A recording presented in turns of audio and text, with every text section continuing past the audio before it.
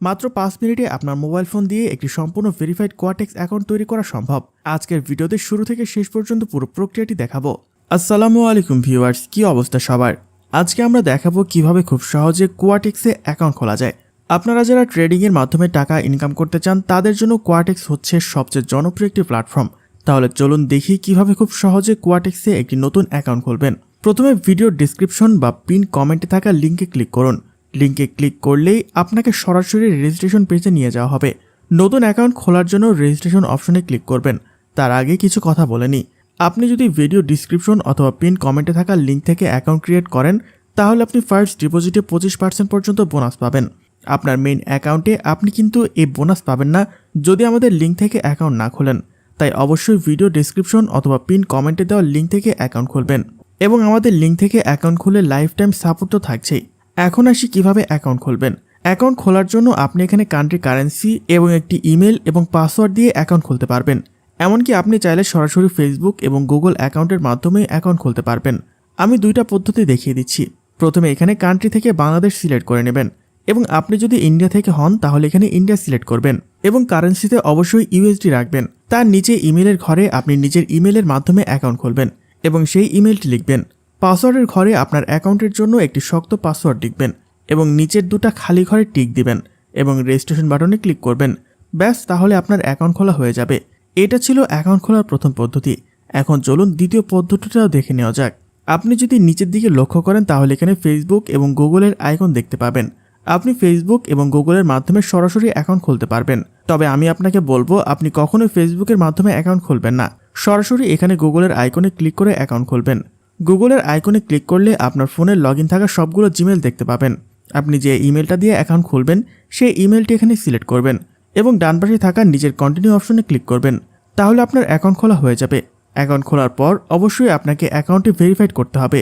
আপনি যদি নিচের দিকে লক্ষ্য করেন তাহলে এখানে প্রোফাইল আইকন দেখতে পাবেন। প্রোফাইল আইকনে ক্লিক করলে আপনাকে এইরকম একটি পেজে নিয়ে আসবে।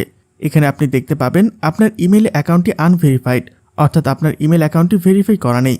প্রথমে আপনাকে ইমেলটি ভেরিফাই করে নিতে হবে। তার জন্য আপনি ডিরেক্ট চলে আসবেন আপনার ফোনের জিমেল অ্যাপে। তাহলে কোয়াটেক্স থেকে জিমেল ভেরিফিকেশনের এরকম একটি মেথড পাবেন। আপনি জাস্ট এই মেথডের উপর ক্লিক করবেন। একটু নিচের দিকে আসলে দেখতে পাবেন কনফার্ম দ্য ইমেল বাটন থাকবে। আপনি জাস্ট এই বাটনে ক্লিক করবেন। তাহলে আপনার ইমেলটি ভেরিফাই হয়ে যাবে। আমি যদি আবারও গুগল ক্রোমে যাই এবং পেজটাকে একটা রিফ্রেশ দেই তাহলে এখানে ইমেলের পাশে দেখতে পাবেন ভেরিফাই লেখা আছে, অর্থাৎ ইমেলটি সঠিকভাবে ভেরিফাই করা হয়ে গেছে। এরপর আপনার ইমেলে ইনবক্সে যান। সেখানে কোয়াটেক্স থেকে একটি নতুন মেল আসবে।